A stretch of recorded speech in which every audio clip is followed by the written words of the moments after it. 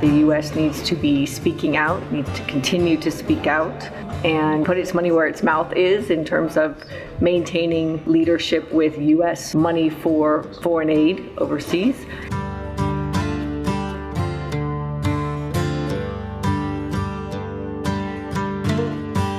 Melissa Hooper is the Director of Human Rights and Civil Society Programs at Human Rights First, an organization whose mission is to ensure that the United States is a global leader on human rights. Hooper wants U.S. senators to speak about human rights issues and draw attention to abuses.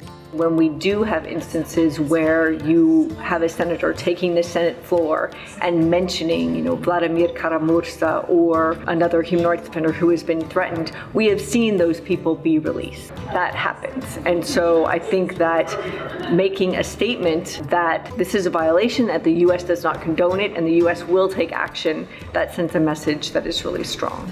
The Carter Center's Human Rights Defenders Forum brought Hooper to meet with Senator Bob Corker, chair of the Senate Foreign Relations Committee. She discussed human rights abuses in the post-Soviet region and her hope for the expanded role the U.S. could play. We spoke about the deterioration in human rights around the world and how important U.S. leadership is in maintaining the standards we have for human rights globally. Hooper wants the U.S. to continue to impose sanctions and is also concerned with Russia's alleged online dissemination of fabricated stories about migrants, Muslims, and others. There are messages, anti-human rights messages being pushed globally, but also in the U.S., being pushed on Twitter, being pushed in social media, and that the U.S. needs to be countering, putting a force out to counter those messages and to make clear that it stands in leadership of certain standards.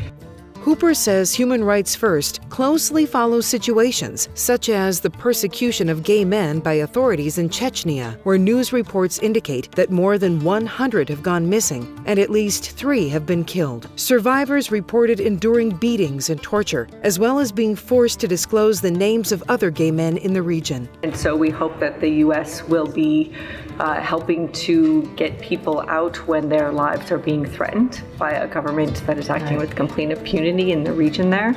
And we're also following the instances of disappearances in Crimea, where you have Tatar leaders who are being disappeared, and then lawyers that attempt to investigate or that are trying to work with Tatar leaders are themselves being arrested, and so there is no process by which there can be justice and due process right there. Hooper asked for U.S. help in protecting watchdog groups, human rights organizations, journalists, and minorities from government overreach. I think it's really important for them to be speaking out. I know that sounds like too easy to do, but we're seeing that it is often not done.